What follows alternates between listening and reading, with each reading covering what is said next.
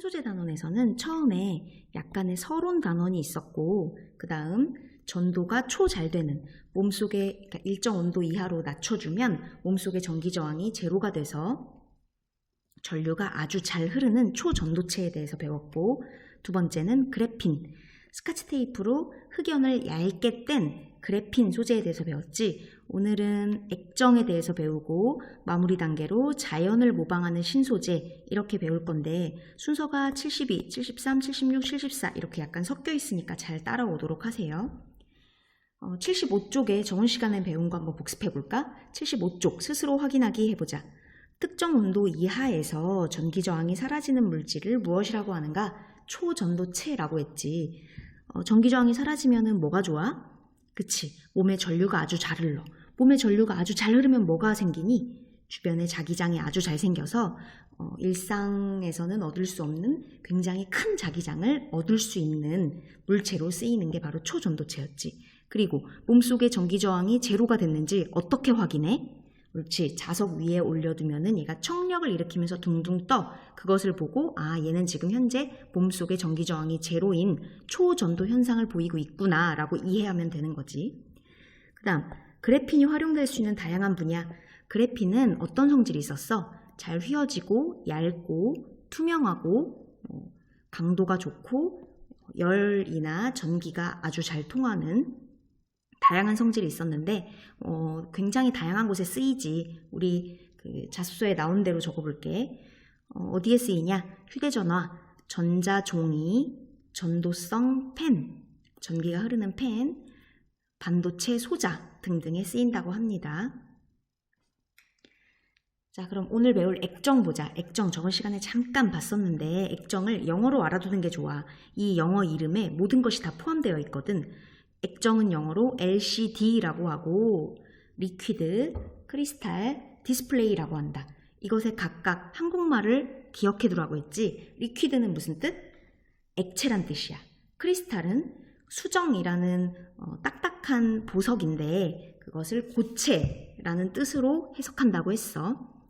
디스플레이는 화면, 보여주는 것 이런 뜻이잖아. 따라서 액정이란 액체, 고체, 화면이야. 아래에 보이는 이런 것들, 이런 게 전부 다 액정인데 얘가 그러면 액정이라는 애는 액체란 얘기야? 고체란 얘기야? 어쩔 때는 액체고 어쩔 때는 고체란 얘기야. 그래서 신소재야. 얘가 어떤 변화를 주면 액체일 때가 있고 고체일 때가 있어서 우리의 입맛에 맞게 쓰임을 달리할 수 있다는 거지. 왼쪽 그림이 바로 액정이야. 이게 지금 휴대폰 같아. 휴대폰보다 이 액정 화면의 두께가 훨씬 더 얇지. 옛날에는 브라운관 TV라고 해서 어쩔 수 없이 기술적인 구조상 어쩔 수 없이 이렇게 뚱뚱한 모양이 있어야만 하는 그런 기술이 적용됐었는데 요즘에는 아주 얇아도 가능해. 왜냐하면 이 사이에 액정이라는 분자만 넣어주면 신소재 분자만 넣어주면 되거든.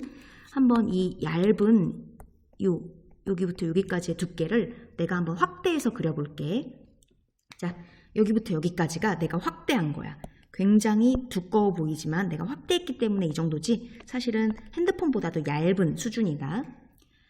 뒤에 이 노란 거는 바로 뒤쪽에 있는 라이트야. 라이트. 불을 내는 것, 라이트. 백라이트. 뒤쪽에 있다고 해서 백라이트라고 해. 그리고 백라이트 앞에 판이 두 개가 있는데 판이 하나는 세로, 하나는 가로. 이거 두 개가 순서는 바뀌어도 되고 어쨌건 하나가 가로면은 하나가 세로인 거야. 얘가 편광판이라 그래. 편광판. 편광판이 90도로 교차되는 하나는 세로, 하나는 가로인 편광판을 두 개를 깔아. 편광판의 뜻은 뭐냐? 빛 광자를 편, 하나는 세로편, 하나는 가로편으로 얘네가 빛을 통과시키지 못하게 광을 빛을 한쪽 편으로 세로, 가로로 눕혀놨다. 그런 판이다 라는 뜻이야. 편광판. 그러면 여기에 이렇게 코드를 얘가 220V 돼지코를 꽂으면 뒤에서 빛이 나갈 거야. 그런데 얘들아 빛이 아무리 빛을 틀어도 백라이트를 온 해도 이쪽에 있는 사람, 얘 사람이야. 이쪽에 있는 사람은 빛을 보지 못해. 왜냐? 지금 편광판을 볼래? 편광판이 하나는 세로고 하나는 가로야. 이러면 빛이 통과 못해. 이거는 빛의 특수한 성질이고 이것에 대해서 자세히 알고 싶으면 내년에 물리학 1 과목을 클릭해서 나와 함께 자세히 공부할 수 있습니다. 편광판이 만약에 이쪽도 세로, 저쪽도 세로라면은 뒤에서 백라이트를 켰을 때 빛이 제대로 통과해서 사람이 이 빛을 확인할 수 있어. 하지만 애초에 세팅 자체가 편광판을 하나는 세로, 하나는 가로로 세팅해 놨기 때문에 아무리 뒤에서 백라이트를 비춰도 사람은 못 보는 게 정상이야. 그럴 때 이 사이에 뭘 넣냐? 바로 신소재인 액정 또는 액정 분자라고 말하는 애를 넣는 거야. 얘는 액체일 때도 있고 고체일 때도 있거든. 자, 액정 분자를 넣는 거야. 지금 두껍게 그렸지만 사실 얘가 아주 얇은 액정을 확대해서 그린 거다.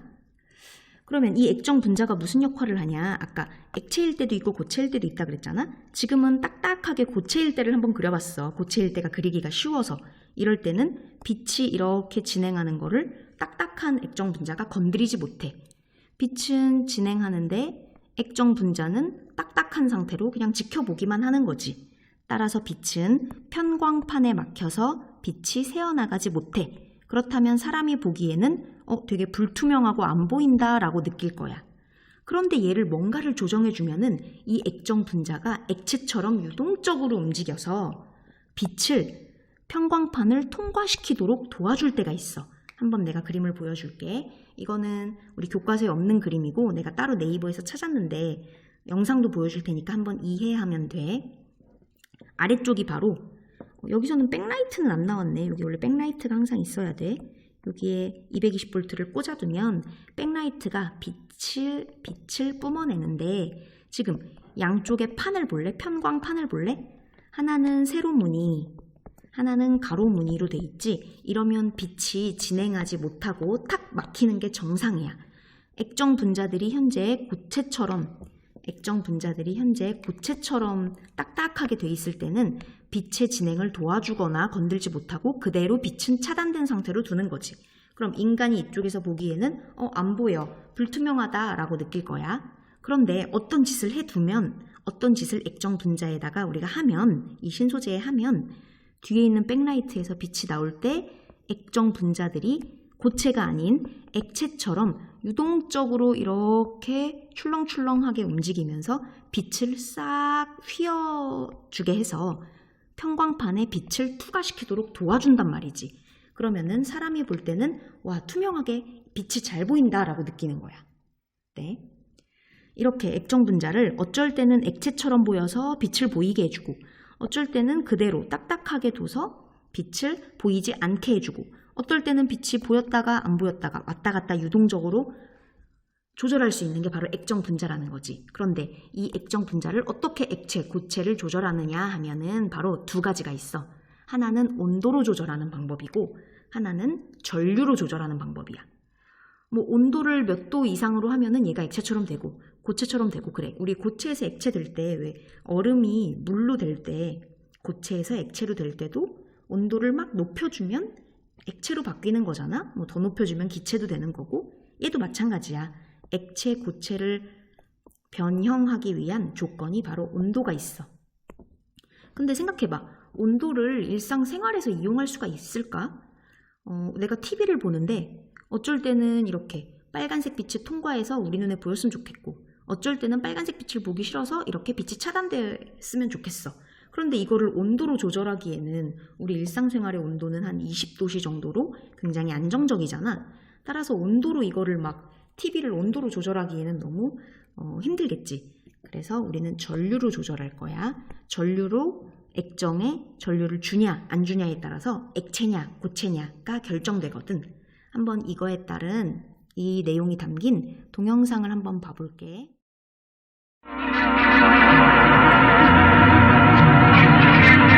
자, 이게 액정 분자들이야. 빨간색으로 얘가 유동적으로 이렇게 휘어져 있지. 지금은 액정 분자가 액체처럼 활동할 땐가 봐. 그리고 양쪽에 있는 이것들이 바로 편광판이야. 뒤쪽에 있는 편광판은 세로 모양이고 앞쪽에 있는 편광판은 가로 모양이네.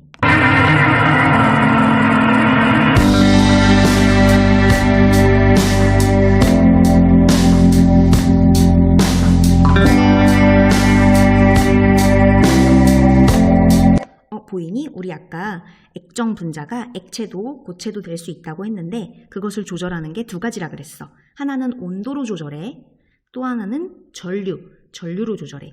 그래서 얘를 이 편광판 사이에다가 전류를 한번 걸어주는 거지. 이렇게 전류를 주면은 얘가 딱딱하게 고체처럼 바뀌고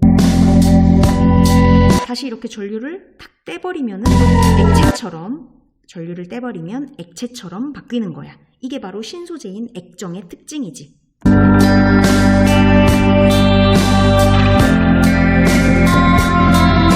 자, 지금 하얀색이 들어오네. 얘의 정체는 뭘까? 옳지, 바로 백라이트야. 백라이트가 들어온다. 편광판으로.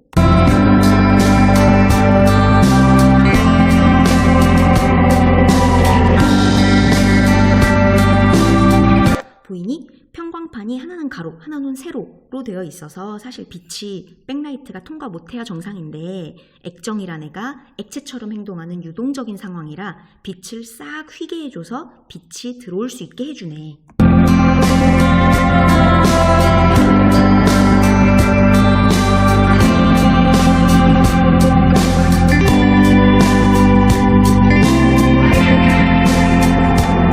자, 이번에는 봤니? 이번에는 전류를 딱 걸어주면 액정 분자가 고체처럼 딱딱해지면서 편광판을 통해 들어온 빛을 전혀 도와주지 못하고 따라서 사람이 보는 이 화면 쪽에 빛이 통과하지 못해서 인간은 불투명하고 빛이 안 보이게 되는 거지.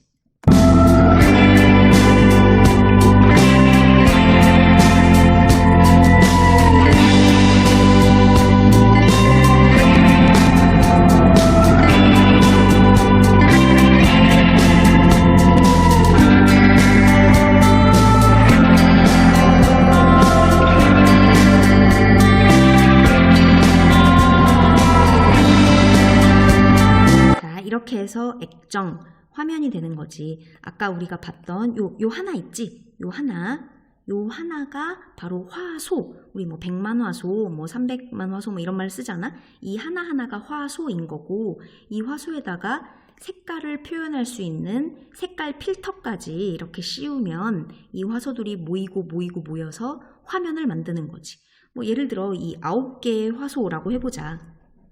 그러면 여기에서 맨 왼쪽 위에 있는 이쪽 화소에 만약에 내가 빛을 안 보고 싶어. 까만색을 보고 싶어. 그러면은 요 뒤에 있는 액정을 고체처럼 딱딱하게 만든 다음에 뒤에서 백라이트가 도달하지 못하게 여기만 요 화소를 조절하는 거지. 그런데 만약 이 가운데 있는 화소에는 만약에 빛을 보고 싶어. 빨간색 빛을 보고 싶어. 그렇다면 이 편광판 뒤에 있는 액정을 액체처럼 유동성 있게 만든 후에 그 다음에 빨간색 빛만 통과시키게 하면 우리 눈에 빨간색이 보이게 되는 거지. 이해되니?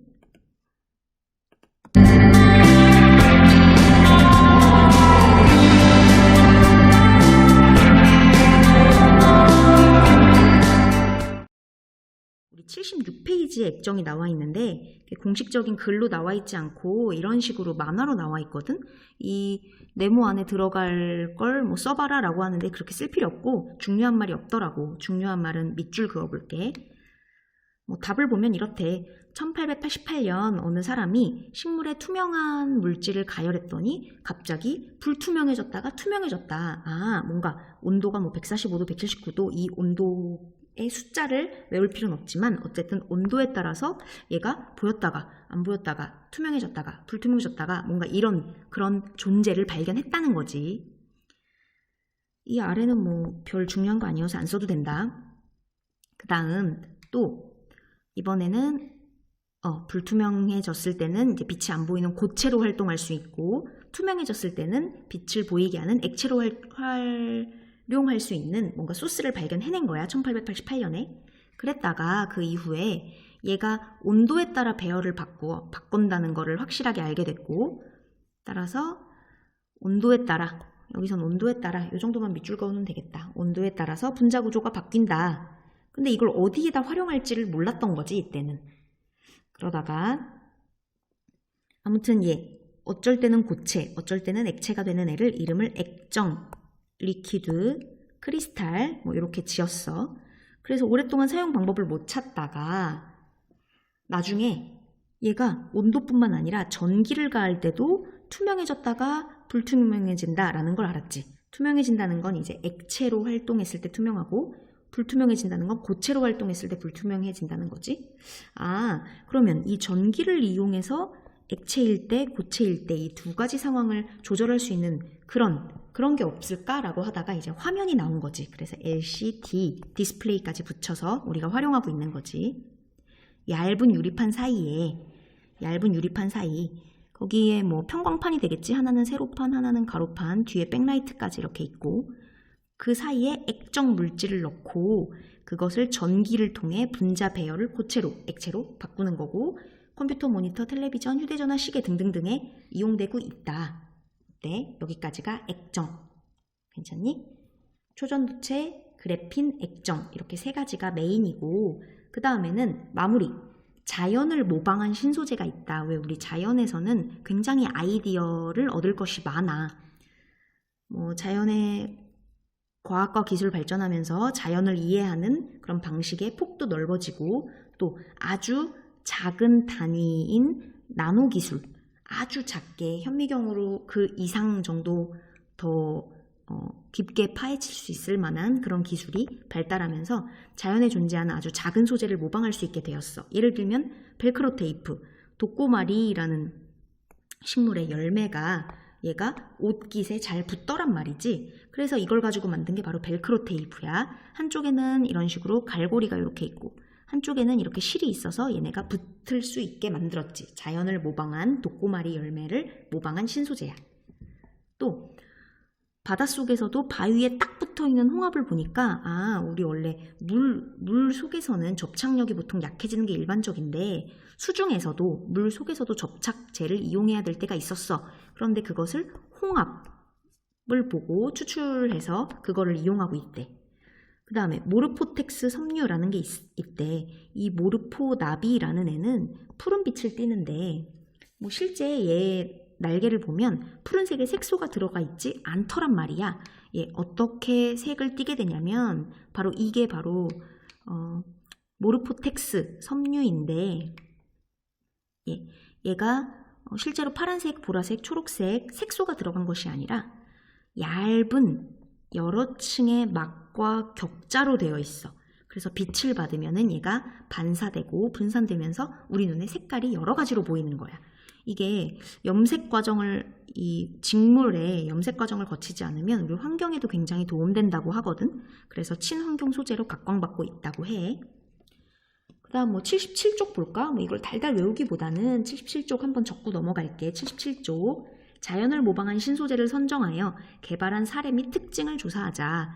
얘는 간단하게만 적으면 돼. 이거를 다 적을 필요는 없고 예를 들어 연꽃잎이거든. 연꽃잎의 표면이 되게 신기해.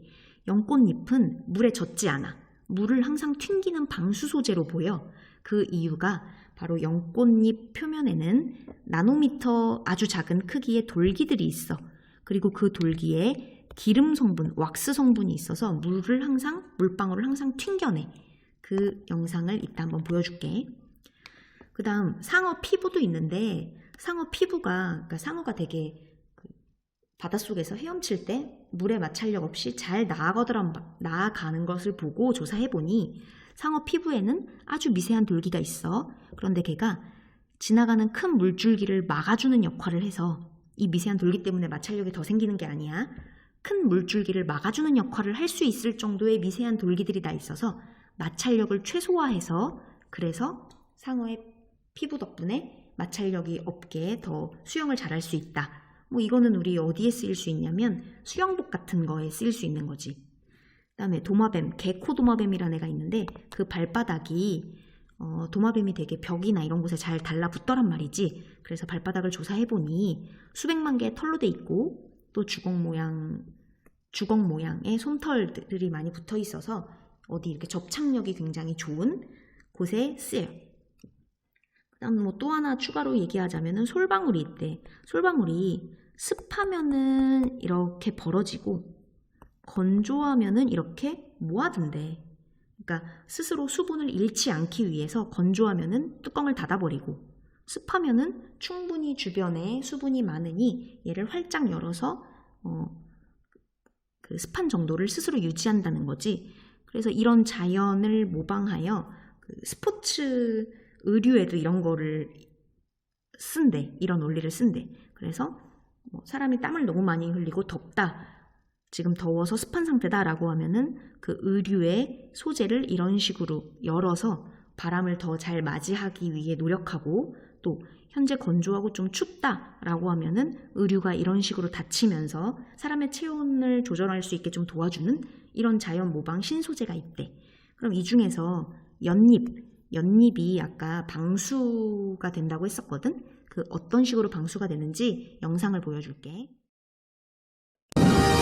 하늘의 새를 따라한 비행기, 우리의 발을 따라한 우리발, 그리고 날다람쥐의 모습을 따라한 윙슈트까지 일상생활 속에서 쉽게 볼 수 있는 자연모사.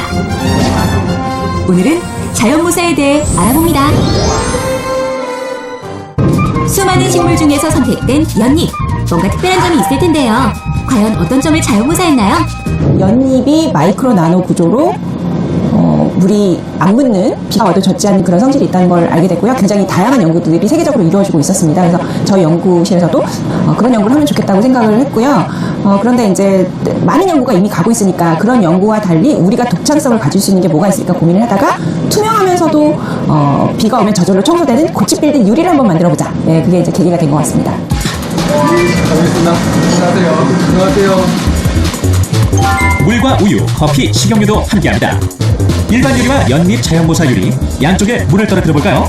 자, 어떤가요? 지금 이 유리는 일반 유리 같지만 사실 연꽃잎의 표면과 똑같이 아주 나노 단위의 미세 돌기가 많고, 그 미세 돌기 위에 왁스칠을 해놔서 방수가 될 수 있게 하는 그런 걸 지금 발라놓은 상태인 거야. 우와, 정말 신기해요. 마치 구슬이 굴러다니는 것 같구나. 양쪽 유리 위의 물 모양이 확실히 다르죠? 다음은 물 대신 우유를 떨어뜨려 봅니다. 역시 퍼지지 않네요. 그렇다면 커피는 어떨까요? 커피도 마찬가지로 퍼지지 않습니다. 얘들아, 이런 걸 보면은 우리 학교의 유리창 같은 것도 그냥 유리가 아닌 연잎 모사를 한 유리창을 대면 먼지가 잘 붙을 일이 없는 거야. 항상 깨끗한 유리창을 유지할 수 있는 거지. 한 번, 두 번, 세 번, 네 번. 우와! 물방울이 연잎 위에서 계속 튀어오르고 있어요.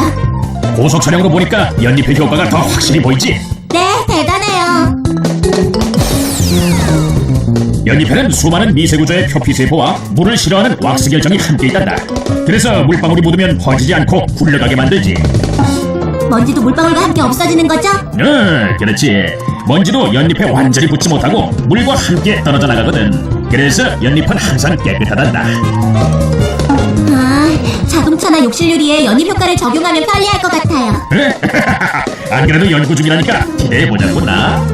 네. 이상 온라인 수업을 하면서 친구들이 많은 질문을 해줬거든. 그 중에 의미 있는 질문을 좀 골라볼게. 우리 여기까지가 중간고사 범위가 될 것 같아. 크게 1단원, 2단원, 3단원이 있었고, 1단원은 지각과 생명체를 이루는 구성물질, 2단원은 단위체, 그 생명체의 기본 단위체들에 대해서 배웠지. 3단원은 신소재를 배웠어. 이게 너무 세세히 외우는 것도 중요하지만 전체적인 숲을 보는 능력도 중요하다. 자, 의미 있던 질문들 몇 개 뽑아봤어. 첫 번째, 1단원의 지각과 생명체를 구성하는 물질에서 질문이 이거야. 생명체는 내가 CHON, CHON, 탄소, 수소, 산소, 질소가 들어가야 된다고 했는데, 자, 60페이지 보면은 단백질, 지질, 탄수화물, 이게 전부 다 생명체를 이루는 물질이잖아?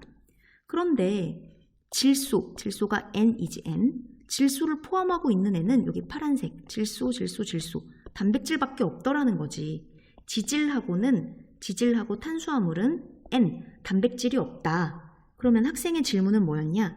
선생님은 촌이 들어가야 생명체를 구성하는 물질이라고 했는데, 촌이 생명체를 구성한다고 하셨는데, 요 N, 질소는 단백질만 있거든요. 그러면 이거 잘못된 거 아닐까요? 이 N은 있어도 그만 없어도 그만인 건가요? 라는 게 질문이었어. 나중에 뒤에 문제를 풀다 보면 나와서 그때 언급하려고 했는데 정확하게 얘기하면 내가 너희 외우기 쉽게 하기 위해 촌이라고 한 거고 물론 이 촌 중에 C가 대장이었지. C 탄소. 그래서 얘를 탄소화합물이라고 했잖아. 탄소를 기준으로 수소 또는 산소 또는 질소 이 세 개 중에 하나만 들어가도 생명체를 구성하는 물질 탄소화합물이다 라고 정의할 수 있어. 내가 너희에게 쉽게 외우기 위해 촌이라고 해서 너희가 마치 CHON 모두 다 들어가야 탄소화합물이다 라고 착각할 수 있었어. 그래서 정정할게. 자, C, 탄소는 무조건 들어가야 돼. 탄소화합물이니까. 그런데 수소, 산소, 질소는 선택사항이야. 선택. 오케이? 이러면은 단백질도 탄소화합물 맞지? 지질은? 그치? 지질도 질소는 없지만 탄소화합물 맞는 거야. 탄수화물도 질소는 없지만 탄소화합물은 맞는 거다. 그 다음 두 번째 질문. 선생님, 생명체를 구성하는 게 탄소화합물, 촌이라고 했는데 물론 HON은 선택이야. 자, 어쨌건 생명체를 구성하는 게 촌이라고 했는데 단위체도 그러면 탄소화합물인가요? 촌인가요? 라고 물어봤어. 물론 당연히 단위체도 촌을 포함하고 있고 정확히 어떻게 생겼는지는 외우지 않아도 되지만 한번 보여줄게. 자, 단백질의 단위체 기억나니? 아미노산은 종류가 몇 개나 있다 그랬지? 맞아, 20종류나 있다 그랬지? 그래서 우리 교과서에 나온 이런 그림 보면 이렇게 빨간색을 갖고 있는 아미노산도 있고 주황색을 갖고 있는 아미노산도 있고 보라색을 갖고 있는 아미노산도 있고 여러 가지 아미노산이 어떤 식으로 조합이 되어 겹쳐지고 구부러지고 입체 구조를 갖느냐에 따라 굉장히 다양한 단백질이 만들어진다고 했잖아. 그렇다면 이 단위체인 아미노산이 어떻게 생겼는지 보자. 내가 동영상으로 그때 보여줬었는데 이렇게 생겼어. 아미노산이 우리 교과서에는 귀엽게 이렇게 동그랗게 나왔지만 사실 이렇게 생겼어. 자, C를 중심으로 탄소화합물이야. 단위체도 H도 있고 O도 있고 N도 있고 여기는 사실 R이라고 표현했지만 더 복잡한 무언가가 있는 거야. 어쨌건 촌이라는 거지. 단백질의 단위체인 아미노산도 탄소화합물입니다. 그 다음 여기 아미노산과 아미노산이 이렇게 두 개 겹쳐서 물 한 분자가 빠져나오는 펩타이드 결합도 교과서에서는 이렇게 귀엽게 그려놨지만 사실 실제 그림은 이거지. 이거 하나가 아미노산, 얘 하나가 아미노산. 두 개가 합쳐져서 펩타이드 결합은 물 한 분자가 하나는 OH, 하나는 H가 합쳐져서 물 한 분자가 빠져나오는 이게 바로 아미노산의 결합인 펩타이드 결합이었다. 이거가 어떻게 생겼는지는 다 외우지 않아도 돼. 어쨌건 내가 얘기하고 싶은 것은 학생의 질문과 내가 대답하고 싶은 건 뭐였냐면 단위체들도 당연히 촌이다 라는 거. 그 다음 우리 단위체 하나 또 배웠지? 핵산의 단위체도 배웠잖아. 핵산이라는 애는 정체가 DNA와 RNA를 합쳐서 부르는 애였는데 DNA와 RNA의 단위체는 이름 뭐였지? 7글자? 옳지. 뉴클레오타이드였어. 뉴클레오타이드 우리 교과서에 이런 식으로 나왔거든? 근데 얘가 과연 촌이냐는 거지. 이런 질문을 받았어. 얘 CHON이 어디 있느냐? 얘는 어디 있냐면 바로 당에 있어. 당 어떻게 생겼냐? 요렇게 생겼다. 물론 이걸 외울 필요는 없어. 너희가 정말 이 뉴클레오타이드도 인간의 몸을 구성하고 있는 단위체고 그렇다면 탄소화합물이라 촌이어야 할 텐데 정말 촌 맞냐? 라는 질문을 했기 때문에 내가 굳이 이렇게 네이버 찾아가지고 보여주는 거야. 이 당이 DNA와 RNA에 따라 두 가지였잖아. DNA는 당이 디옥시리보스였고 RNA는 당이 그냥 리보스였잖아. 얘네가 이렇게 생겼어. 당이 어떻게 생겼냐? 얘가 바로 DNA의 뉴클레오타이드의 당 이거. 얘는 RNA의 뉴클레오타이드의 당인 거지. 보면은 얘 C가 중심이 되는 탄소화합물 맞고 그 나머지 O, H가 들어가 있네. N은 없네. N. 하지만 CHON 중에 하나가 없어도 된다고 했다.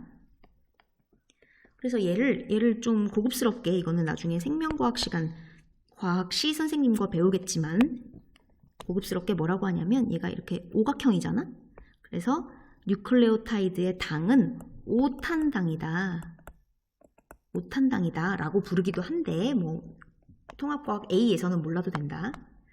그러면은 애들이 그래 여기에 당은 알겠는데 가끔 문제집을 풀다 보니까 포도당이라는 애가 나오더라는 거지. 이 포도당과 뉴클레오타이드에서 배운 디옥시리보스, 리보스 이 당은 같은 애인가요? 이런 질문도 들어왔어. 이 포도당도 뒤쪽에 우리가 대단원 문제를 풀면서 나올 애기 때문에 언급을 하려고 했는데 미리 언급을 할게. 포도당은 이렇게 생겼어. 이걸 외우라는 게 아니야. 얘는 C 중심으로 이렇게 돼 있고 얘도 O, H 등등이 있으면서 얘도 탄소화합물이긴 해. 그런데 위에 있는 뉴클레오타이드의 당인 디옥시리보스와 리보스와의 차이는 뭐냐?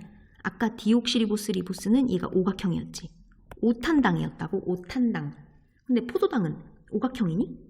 아니, 육각형이야. 얘는 육탄당이라고 한대. 이건 그냥 참고로만 알아두면 돼. 어쨌건 우리가 문제를 풀면서 자주 나오는 포도당과 뉴클레오타이드의 당은 다른 것이라는 것, 비슷하지만 똑같은 탄소 화합물이긴 하지만 사실은 다르게 생겼다는 것 기억해. 그럼 포도당은 뭐냐? 포도당은 합쳐져서 탄수화물이 되는 애거든. 자, 우리 단위체 배웠지? 단백질의 단위체는 뭐야? 아미노산이야. 핵산의 단위체는 뭐야? 뉴클레오타이드야. 그럼 탄수화물의 단위체는 뭡니까? 라고 물어보면 포도당입니다 라고 대답하면 되는 거야. 포도당이 모여서 탄수화물을 만든다 라고 하면은 대략적으로는 맞는 말이야. 정확하게 알고 싶다. 그렇다면은 이것을 알아야 해. 물론 외울 필요는 없다. 자, 포도당이 아까 모여서 탄수화물이 된다라는 게 대략적으로 맞는 말이라고 했는데 사실 탄수화물이 한두 종류가 아니야. 탄수화물을 크게 세 종류로 나누면 단당, 이당, 다당 이렇게 나눌 수 있는데 단당이라는 애는 어떻게 생긴 애를 말하냐? 이렇게 딱 한 개로만 이루어지면 얘를 단당이다 라고 얘기해. 이당은 두 개로 이루어진 애를 이당이라고 얘기해. 다당은 말 그대로 마늘 다자야. 마늘 다자. 이런 식으로 많이 연결되면은 다당이라고 해. 3당류는 없다. 단당, 이당, 다당류가 있어. 그러면 단당이라는 것도 한 개가 아니야. 겁내 종류가 많아. 예를 들면 포도당, 과당, 갈락토스 등등등등이 있어. 포도당, 여기 내가 그림 그렸지? 이렇게 하나로 띡 이루어져 있어. 어때? 하나로 띡 이루어져 있으면 얘는 단당이라고 하고 단당류라고 하고 포도당도 단당류인 거지. 과당은 이렇게 비슷하게 생겼는데 아마 여기 뭐 이런 게 조금 다르대. 과당도 어쨌건 하나로 이루어진 단당류. 갈락토스도 하나로 이루어진 단당류야. 이당류는 엿당, 설탕, 젖당 이런 애들이 있는데 포도당이 두 개 모여서 요 똑같은 게 이렇게 두 개 모이게 되면은 그걸 엿당이라 그러고 포도당 하나, 과당 하나 요게 이렇게 연결되면은 설탕이라 그러고 포도당 하나, 갈락토스 하나 이렇게 연결되면 그걸 젖당이라고 한대. 나도 이건 자세하게 모르는 거고 생명 시간에 제대로 배울 거니까 그냥 애들이 질문이 쌤, 포도당, 엿당, 녹말 탄수화물 막 이런 거 너무 많이 나오는데 이게 뭐예요? 우리 배운 적 없잖아요. 라고 질문이 들어와서 정리해 주는 거야. 그 다음 뭐 또 얘네끼리 합치고 막 합치면은 다당류가 되겠지? 다당류도 굉장히 종류가 많아. 녹말, 글리코겐 어쩌고 등등등 되게 많아.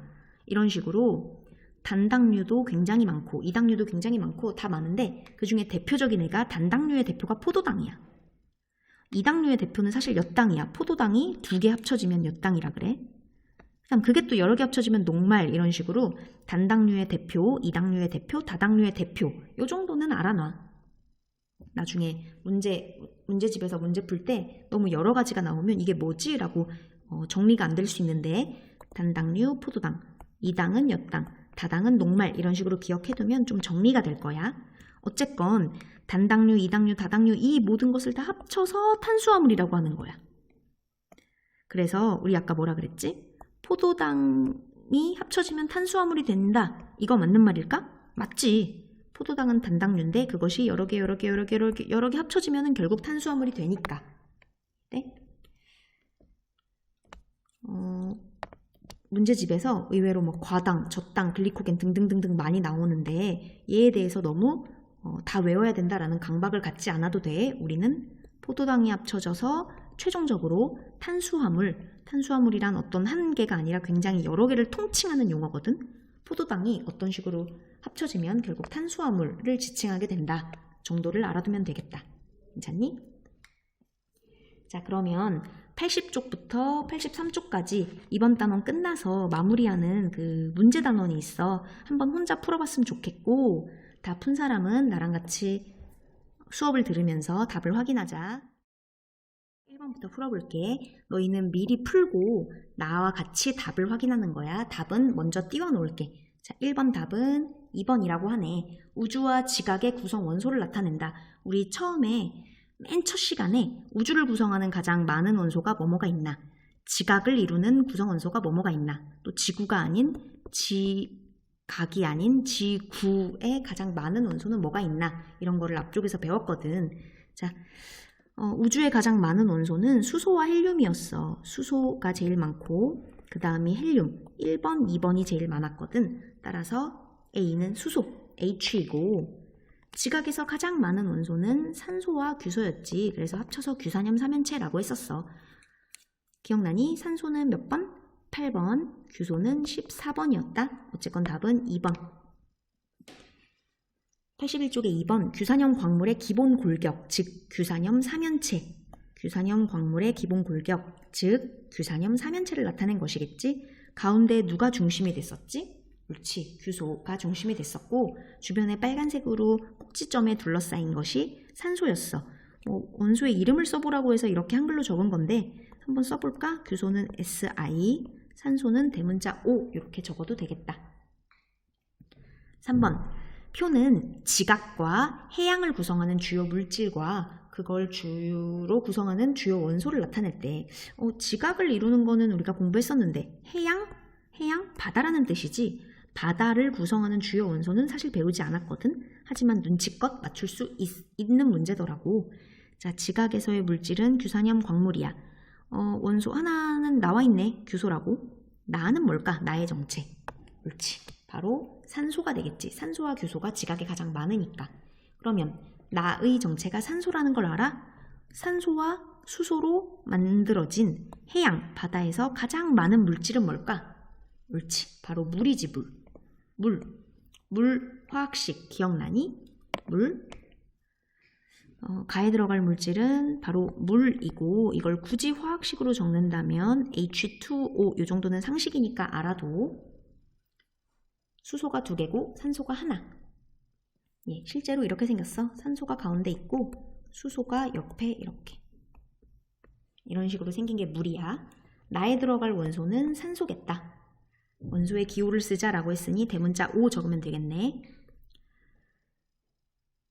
그 다음 4번 가보자. 탄소화합물, 그래, 촌이었지, 촌. CHON. C가 중심이 됐고 HON은 선택사항이라는 것.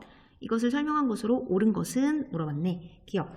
포도당과 DNA는 탄소화합물이다. 그래, 아까 내가 이걸 말하려고 했지. 포도당 어떻게 생겼었니? 이렇게 생겼었다고 했고, 육탄당. 하나, 둘, 셋, 넷, 다섯, 여섯. 육각형으로 이루어진 육탄당이고 얘가 합쳐지면 결국은 탄소화물이라고 불리는 것들이 된다고 했잖아. 따라서 포도당 탄소화합물 맞아. DNA 탄소화합물 맞을까? 그래, DNA도 결국 뉴클레오타이드 인산, 당, 염기로 이루어져 있고 그 중에서 당, 그게 바로 5탄당, 디옥시리보스와 리보스가 바로 탄소화합물이라고 했지. 기억은 정답이네. 니은, 탄소화합물의 종류가 몇 가지로 한정적이니? 아니, 너무 수도 없이 많지. 수십 가지지. 그래서 니은은 틀. 디귿, 탄소를 기본 골격, C를 기본 골격으로 수소, 산소, 등 어때? 이런 등이라는 말이 나온 게 뭔지 알겠지? 질소는 사실 단백질에서만 들어가서 수소, 산소가 사실은 더 많이 들어가고 질소는 등으로 넣은 거지, 이 문장에서는. 그래서 답은 기억 디귿 3번. 5번 넘어갈게. 생명체를 구성하는 물질 X에 대해서 설명하고 있대. 이 X가 뭔지 한번 맞춰볼래? 단위체와 단위체 사이에 펩타이드 결합이 있어? 물이 빠지는 결합, 펩타이드 결합. 또 단위체가 어떤 식으로 조합하느냐에 따라서 다양한 입체 구조가 결정돼? 옳지. 얘 바로 아미노산을 단위체로 하는 물질 X는 단백질이겠지. 단백질. 그치? 그래서 기억 X는 단백질이다. 기억은 틀.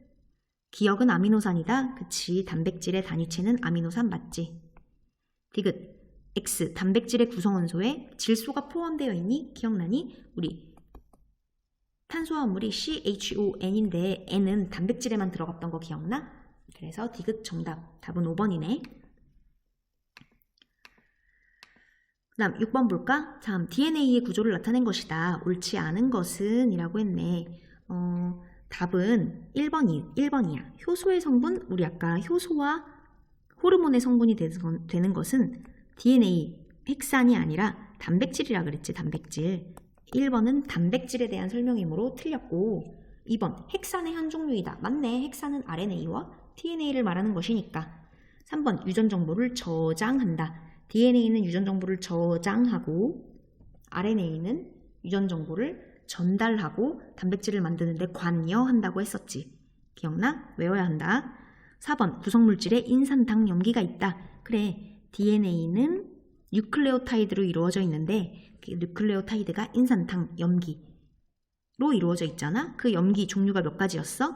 4가지. 4가지 한번 불러볼까? A, T, C, G. 2가닥의 폴리뉴클레오타이드로 구성된다. 자, 요 한 가닥이 바로 뉴클레오타이드가 쪼르르르륵 연결된 폴리뉴클레오타이드인데 그게 이중으로 연결되어 나선 모양으로 감기면 그것이 바로 DNA다 라고 했지. 답은 옳지 않은 걸 고르는 거니까 1번만 답이네. 자, 넘겨보자. 7번.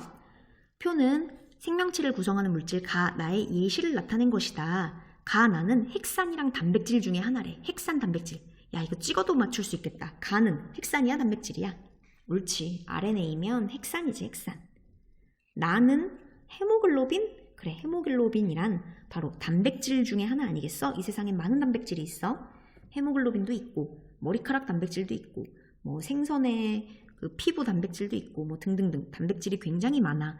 왜냐하면 아미노산 단백질의 단위체인 아미노산의 종류가 굉장히 많고 그것이 어떤 조합으로 연결되고 구부러져서 입체 구조를 어떤 식의 입체 구조를 만드느냐에 따라서 굉장히 많은 단백질이 발현될 수 있는데 그중 하나인 헤모글로빈만 대표로 적은 거야. 가와 나를 구성하는 단위체 적어보자. 가, 핵산의 단위체는 무엇입니까? 그렇지, 뉴클레오타이드입니다. 단백질의 단위체는 무엇입니까? 그렇지, 아미노산입니다. 8번 초전도체 온도에 따른 저항 변화 그래프. 얘들아, 초전도체 어떤 애였어? 온도를 점점 낮추면 어떤 순간 뭐 엄청 차가운 온도였지. 마이너스 200도씨 뭐 이 정도? 그 정도 온도에서 갑자기 전기 저항이 제로가 돼버리는 애. 그런 애를 찾아야 돼. 자, 1번은 해석이 어떻게 돼? 온도가 점점 커지면 커질수록 저항도 커진다. 에이, 얘는 안 되겠네. 온도가 제로가 되면 저항이 0이 된다. 요런 애 아니었어, 초전도체. 4번이 정답이겠네. 자, 요 정도 온도, 이 정도 온도가 몇 도인지는 몰라. 사람들이 지금 신소재로 개발을 하고 있어서 요 전기 저항이 0이 되는 온도를 옛날에는 마이너스 200도씨 막 이렇게 됐는데 요즘에는 한 마이너스 100도씨여도 가능하다고 하더라고. 어쨌건 어떤 특정 온도가 되면은 갑자기 전기 저항이 제로로 사라져. 요 온도 이하에서는 전기 저항이 제로로 갑자기 붙어버리지, 0이 돼버리지. 요런 애가 바로 초전도체의 그래프로 적절하겠다. 답은 4번. 9번 가자. 탄소 원자가 육각형으로 결합하여 한 층으로 펼쳐져 있어. 얘 기억나? 스카치 테이프를 뗐다 붙였다 해서 굉장히 투명하고 구부러졌던 애, 휘어짐이 가능했던 애. 얘 이름이 뭐였니? 그렇지, 그래핀이었지, 그래핀. 그래핀의 물리적 성질로 옳지 않은 것은 이라고 했는데 답은 5번이겠네. 휘어지게 한다까진 맞아. 휘어지는 게 얘의 대표적인 특성이었거든. 하지만 휘어져서 전기적 성질이 사라지면 우리는 휘어지는 그런 디스플레이를 만들 수가 없겠지. 전기적 성질을 그대로 유지하기 때문에 얘가 특별했던 거야. 휘어지는데도 전기적 성질이 그대로 유지되기 때문에. 나머지는 다 맞는 말입니다. 2번 열 잘 전달. 그래, 열 전도도가 좋다 뭐 이런 뜻이겠지. 10번 산소와 규소로 이루어진 규산염 광물의 종류가 왜 다양하냐. 산소, 규소 2개밖에 없는데 왜 규산염 광물은 흑운모, 장석 등등등 왜 이렇게 많냐 라고 물어보네. 예, 대답해 볼게. 산소와 규소, 원소는 2개밖에 없고 이걸 이루는 단위체도 사면체, 피라미드 모양의 사면체이지만 얘가 결합하는 방식이 굉장히 다양했지. 결합하는 방식, 규칙이 매우 다양하기 때문. 적자. 결합하는 규칙, 방식이 매우 다양하기 때문. 어떤 방식으로 결합했는지 기억나니? 뭐 판상형 구조, 아니면 그물 모양의 망상형 구조, 뭐 복사슬 구조, 사슬 구조 뭐 등등등 있었어. 그런 식으로 어떤 모양으로 결합하느냐에 따라서 굉장히 다양하고 모양이 다르게 생긴 그런 광물이 된다는 거지. 넘어갈게. 11번 녹말하고 단백질이 나왔네. 아까 녹말 기억나? 녹말? 탄수화물을 단당류, 이당류, 다당류로 나눌 수 있는데 다당류의 대표가 바로 녹말이었어. 어쨌건 녹말과 단백질을 탄수화물이라 부르는 까닭은 어쨌건 녹말은 탄수화물의 일부를 대표를 얘기하는 거였고, 그럼 1번 문제를 다시 읽어보면 탄수화물과 단백질을 탄수화물이라고 부르는 까닭은 뭐냐? 뭐긴 뭐야? C를 기본 굴격으로 HON과 공유결합하기 때문이지. 그치? 내가 항상 편하게 쓰는 방법은 C를 중심으로 HON이 결합되어 있기 때문. 물론 H 또는 O 또는 N인 거다. 2번. 위와 같이 복잡한 구조의 탄소화물이 생성될 수 있는 것은 왜 CHON 4개밖에 없는데 이렇게 복잡하게 녹말, 단백질 같은 복잡한 애들이 만들어질 수 있냐? 도대체 탄소가 어떤 규칙을 갖고 있기 때문이니? 라고 물어보네. 우리 앞에서도 문제에서 나왔던 거였고, 앞에 뭐 조그맣게 확인 문제 같은 거에서도 나왔던 거야. 스스로 확인하기 이런 문제 한번 적어볼게. 2번. 2가지 이유가 있는데 탄소는 6번이잖아. 따라서 원자과 전자가 4개여서 부족한 걸 4개가 부족하고, 따라서 공유결합을 4개나 할 수 있어. 공유결합을 4개나 할 수 있다. 이게 바로 첫 번째 이유야.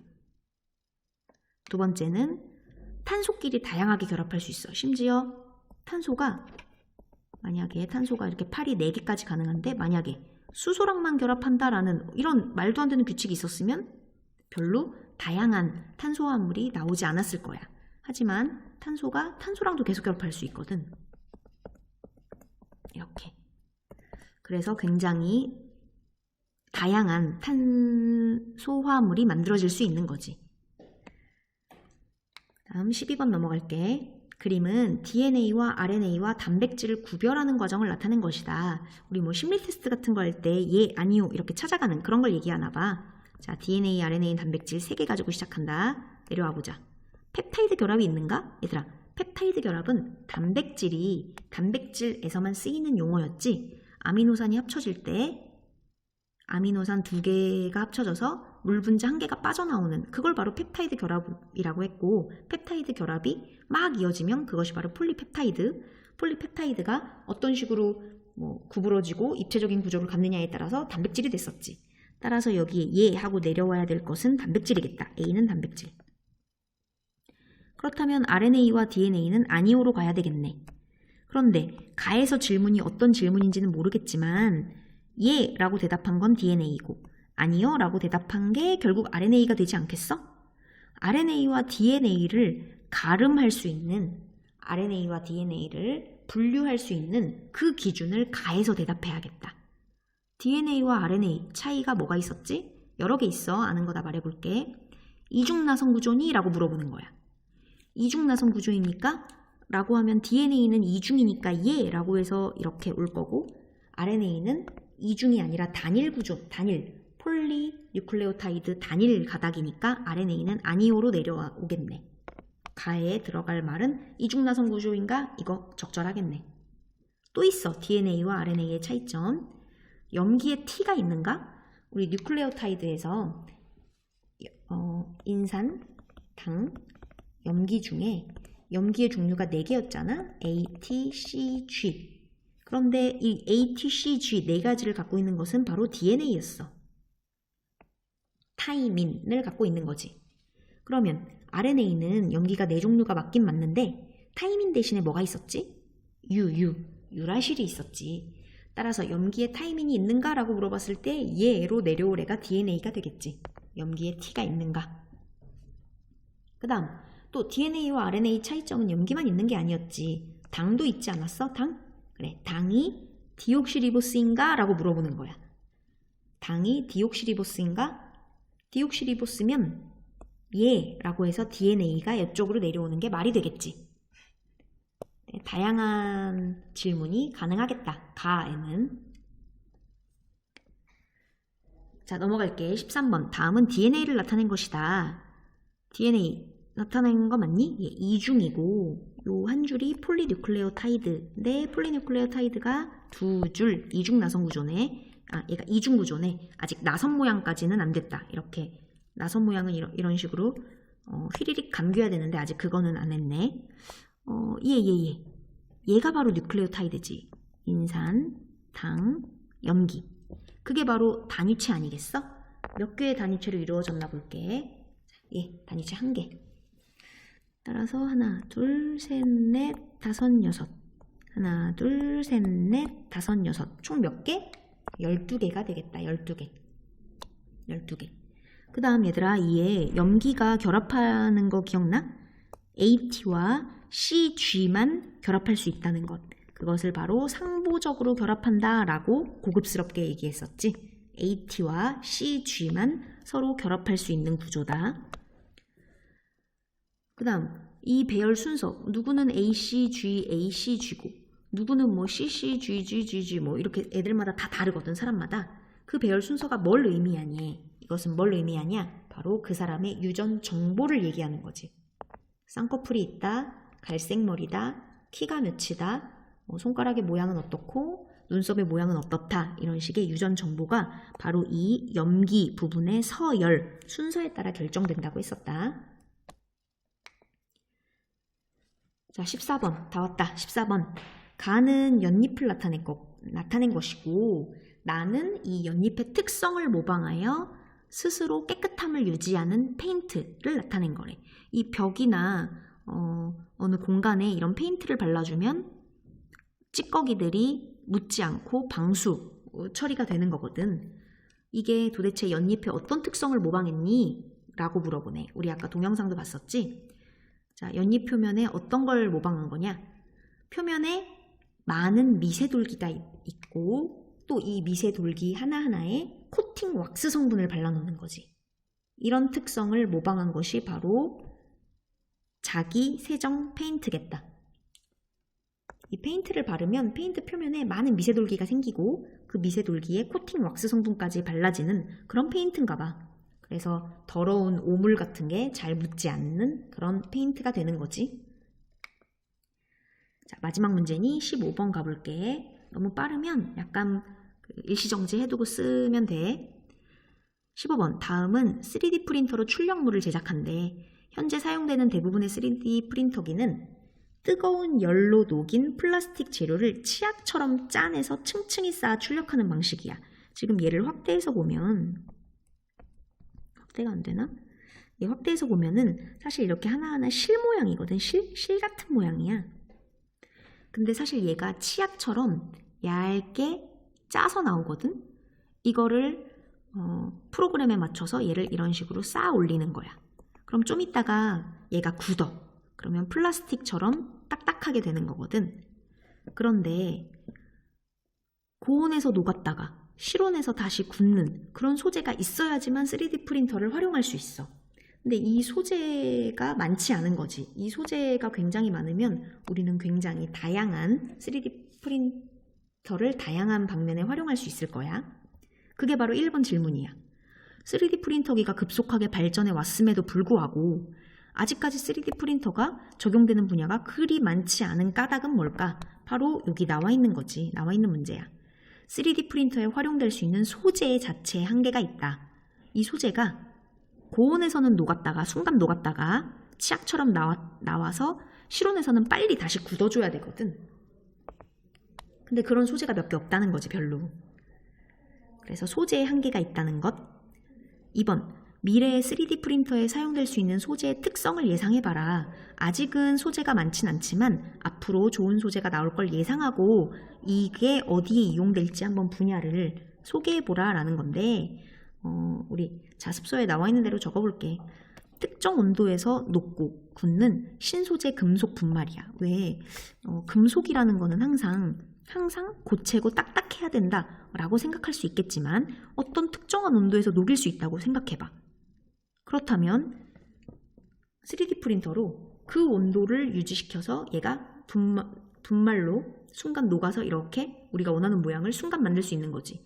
그랬다가 다시 굳는 온도에 두면은 얘가 금속도 우리가 이렇게 3D 프린터 플라스틱, 현재 얘는 플라스틱인데 금속도 이런 식으로 우리가 원하는 대로 쉽게 만들 수 있다라는 거지. 그다음 두 번째, 생체 조직 속에서도 안정성을 갖는 소재. 생체 조직 속에서도 안정성을 갖는 소재. 이미 의학 분야에서는 3D 프린터로 출력해낸 여러 가지 물건들을 몸속에 넣는 거를 이미 시험 단계에 적용하고 있다고 들었는데, 예를 들어 심장이 없는 사람이야. 그러면 3D 프린터로 심장을 만들어. 그럼 만들 수는 있어. 근데 이거를 과연 몸 안에다 넣어도 과연 이 사람이 안전하겠느냐는 거야. 굉장히 많은 의문이 들겠지. 따라서 이 소재를 조금 더 안정적인 것으로 우리가 신소재를 만든다면 생체 조직 속에서도 안정성을 갖는 소재로 우리가 그걸 신소재를 개발해낸다면 의료 분야나 의학 분야에서 굉장히 유용하게 쓰일 수 있겠지. 괜찮니? 여기까지 하면은 우리 한 단원이 다 끝났고 여기까지가 중간고사 단원이야. 너무 좀 빨리 끝낸 감이 없지 않나 하는데 사실 과탐은 반복하고 복습하는 게 중요해서 다음 시간에는 계속 반복하고 복습하는 시간을 갖도록 할게요. 고생했어요.